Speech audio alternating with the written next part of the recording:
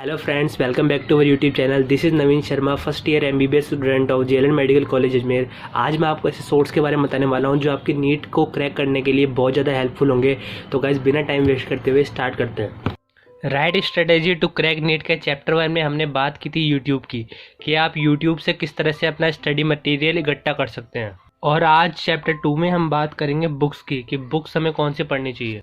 वैसे बुक्स तो बहुत बच्चों के पास होती है, बट उन्हें ये क्लियरली पता नहीं होता कि कौन सी book exam point of view से बहुत अच्छी है। और ये अक्सर नॉन कोचिंग स्टूडेंट्स के साथ होता है, क्योंकि कोचिंग स्टूडेंट्स को तो टीचर्स गाइड कर देते हैं, लेकिन नॉन कोचिंग स्टूडेंट्स जो होते हैं वो फ़िल्टर नहीं कर पाते बुक्स को कि कौन सी बुक उनके लिए ज़्यादा इंपॉर्टेंट है। और इस वजह से उनका स्टडी मटेरियल इतना बढ़ जाता है कि उनके लिए नीट को क्रैक करना बहुत मुश्किल टास्क हो जाता है। और उसी मुश्किल टास्क को आज मैं आसान बनाने आपके पास ऐसी बुक्स लेकर के आया हूँ जो मेरा एक्सपीरियंस मुझे कह रहा है, और जो मैंने थोड़ी बहुत गूगल रिसर्च भी की है, उन दोनों के बेस पे मैं आज आपको ऐसी बुक्स बताने वाला हूँ जो आपको नीट क्रैक करने में बहुत मदद करेगी। लेकिन बच्चों, उससे पहले मैं आपको बता दूं कि अगर आपके पास ऐसी कोई बुक है जिससे आपको बहुत ज़्यादा समझ में आ रहा है, आपके कंसेप्ट क्लियर हो रहे हैं और आपके टेस्ट वगैरह में मार्क्स भी उससे अच्छे आ रहे हैं, तो आप उस बुक को भी कंटिन्यू कर सकते हो। ये सब मैं अपने एक्सपीरियंस के बेस पे बता रहा हूँ कि मैंने जो बुक यूज़ की थी वो कौन सी बुक्स थी, और जो मेरे फ्रेंड्स वगैरह है उनके जो सजेशंस है उनके उस बेस पे मैं आपको ये बुक्स सजेस्ट कर रहा हूँ। बाकी अगर आपके पास कोई अच्छी बुक है तो आप उससे भी कंटिन्यू कर सकते हैं। तो बच्चों, बिना टाइम वेस्ट करते हुए शुरू करते हैं। सबसे पहले मैं बायोलॉजी की बात कर लेता हूँ। बायोलॉजी की नंबर 1 बुक है एनसीईआरटी, जो आपको नीट क्रैक करने में पूरी मदद करेगी। आप सिर्फ एनसीईआरटी को पढ़ के भी 320 प्लस का स्कोर कर सकते हैं, जो आपको नीट को क्रैक करने में सफिशेंटली हेल्प करेगी। बायोलॉजी के एनसीईआरटी को आपको एक भगवत गीता की तरह समझना है, जिसकी आपको रोज पूजा करनी है। आप पूजा करने का मतलब ये नहीं कि आप ला करके अगरबत्ती ये बुक के सामने जला दो, बल्कि आपको किसी भी सर्कमस्टांसेस में या फिर किसी भी कंडीशन में बायोलॉजी को 2 घंटे से ज़्यादा रोज देने हैं। चाहे आपको दुनिया भर के बायो हैक्स मिल जाए, बट आपको एनसीईआरटी को 2 घंटे तो देने ही है। आपको एनसीईआरटी की 2 घंटे तो कम से कम पूजा करनी ही चाहिए, और मैं कहूँगा कि 2 घंटे से भी ज़्यादा, क्योंकि कोई भी रेफरेंस बुक या कोई भी नोट्स या कोई भी बायो हैक एनसीईआरटी और बायोलॉजी की जगह नहीं ले सकते, क्योंकि बायोलॉजी की एनसीईआरटी से डायरेक्टली 85 से भी ज़्यादा क्वेश्चंस आते हैं, और उन्हें कवर करके आप आसानी से 340 प्लस सिर्फ एनसीईआरटी पढ़ के स्कोर कर सकते हैं। और जो बाकी के 20 मार्क्स बचते हैं उनमें थोड़ा टाइम निकाल करके जो मैं रेफरेंस बुक बताने वाला हूँ उन्हें फॉलो करके आप 20 मार्क्स भी कवर कर लेंगे। तो अब रेफरेंस बुक्स की बात कर लेते हैं। मैं आपको बता दूं कि एनसीईआरटी को कवर अप करने के बाद ही आप रेफरेंस बुक्स पे आइएगा। जब तक आपकी एनसीईआरटी कवर अप नहीं होती तब तक रेफरेंस बुक को छूना भी मत। और एनसीईआरटी फिनिश होने के बाद आप इस रेफरेंस बुक को यूज़ कर सकते हैं, biology volume 1 and volume 2 by Trueman. ये बुक थोड़ी लेंदी है, तो आप इसे पूरा पढ़ने की कोशिश मत कीजिएगा, इसे तो टॉपर स्टूडेंट्स भी पूरी नहीं कर पाते। तो अब आपके माइंड में ये क्वेश्चन आ रहा होगा कि हम कैसे इस बुक को पढ़ें। जिस चैप्टर के कंसेप्ट्स आपको एनसीईआरटी से समझ नहीं आ रहे, या फिर टेस्ट पे कोई चैप्टर के क्वेश्चंस आपसे नहीं हो पा रहे हैं, जैसे कि जेनेटिक्स का पार्ट हो सकता है या बायोमोलिक्यूल्स का पार्ट हो सकता है, जिससे थोड़ा एनसीईआरटी से बाहर भी एग्जामिनर पूछ लेता है, बस वही चैप्टर आपको इस बुक से एक बार पढ़ लेना है। लैंग्वेज भी इस बुक की थोड़ी आसान है, तो आपको समझ में भी आ जाएगा।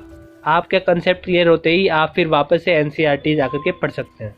सेकंड रेफरेंस बुक है objective biology bye MTG, NCERT at your finger tips. ये बुक मैं आपको एनसीईआरटी के साथ फॉलो करने का सजेशन दूंगा, क्योंकि इस बुक से आपकी क्वेश्चन सॉल्विंग प्रैक्टिस तो होगी, साथ में चैप्टर वाइज आपके कंसेप्ट्स भी क्लियर होते चले जाएंगे। आपको कम से कम ये बुक 2 बार सॉल्व करनी है। अगर आप रेगुलरली आधा घंटा भी देते हैं तो ये 1 साल में 2 बार से ज़्यादा सॉल्व हो सकती है, तो इतना मुश्किल नहीं है इसे 2 बार सॉल्व करना।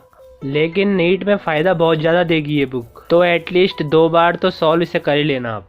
अब कुछ एडिशनल बुक्स है जो आप ऊपर वाली बुक्स पढ़ने के बाद सॉल्व कर सकते हो। जैसे आप बोर हो रहे हो, आपने पूरी पढ़ाई कर ली, जैसे इस बार लॉकडाउन में बच्चे बोर हो रहे थे, सारी पढ़ाई करने के बाद एग्जाम ही नहीं हो रहा था, या फिर आपको पढ़ने का शौक है, तो भी आप ये वाली बुक सॉल्व कर सकते हैं। आपकी क्वेश्चन प्रैक्टिस अच्छी हो जाएगी इनसे।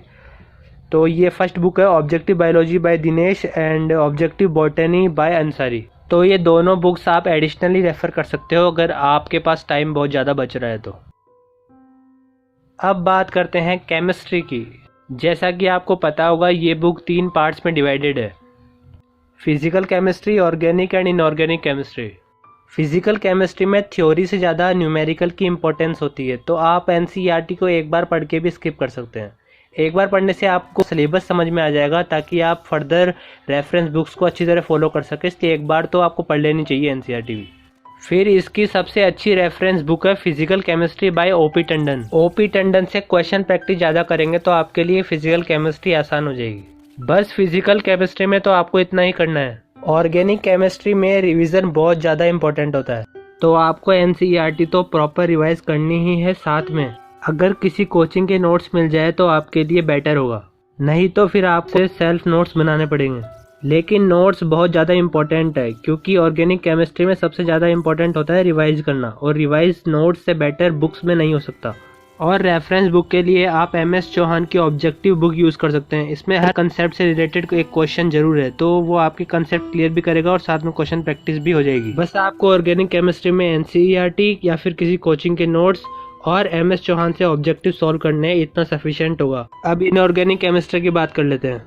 तो इनऑर्गेनिक केमिस्ट्री तो सबसे इजीएस्ट सेक्शन बताऊंगा मैं, क्योंकि किसी भी कॉम्पिटिटिव एग्जाम, चाहे वो यूपीएससी हो, IIT हो या नीट हो, किसी भी एग्जाम में एनसीईआरटी से बाहर इनऑर्गेनिक में पूछते ही नहीं है।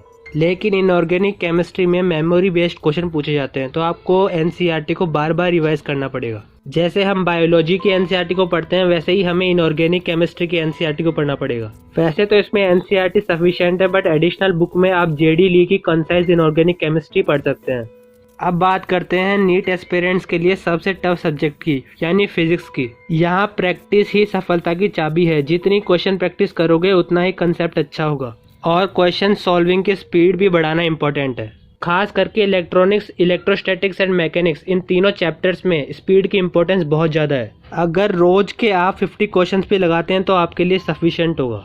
आपको क्वेश्चंस एनसीईआरटी से तो लगाने ही हैं, साथ में कुछ रेफरेंस बुक्स भी है, वो भी मैं आपको बता देता हूँ। फर्स्ट रेफरेंस बुक है DC पांडे। ये बुक हर टॉपिक की थ्योरी पढ़ने के बाद क्वेश्चन सॉल्विंग प्रैक्टिस के लिए जानी जाती है, क्योंकि इसमें हर टॉपिक के बाद उसके रिलेटेड क्वेश्चंस नीचे दिए होते हैं, जो आपके कंसेप्ट को और बेहतर बनाता है। सेकंड रेफरेंस बुक है HC वर्मा। ये भी DC पांडे की तरह थ्योरी और क्वेश्चन प्रैक्टिस के लिए अच्छी बुक है। और फिर कुछ एडिशनल बुक्स है जो इन दोनों को सॉल्व करने के बाद आप ट्राई कर सकते हैं। Fundamental physics bye Pradeep and problems in general physics bye IE इरडोव। अगर फिजिक्स को आसान बनाना है तो बस क्वेश्चन प्रैक्टिस करते जाना है। Repeat with me. अगर फिजिक्स को आसान बनाना है तो बस क्वेश्चन प्रैक्टिस करते जाना है। रुकना नहीं है, बस करते ही जाना है और करते ही जाना है। Thank you very much friends and best of luck for your preparation.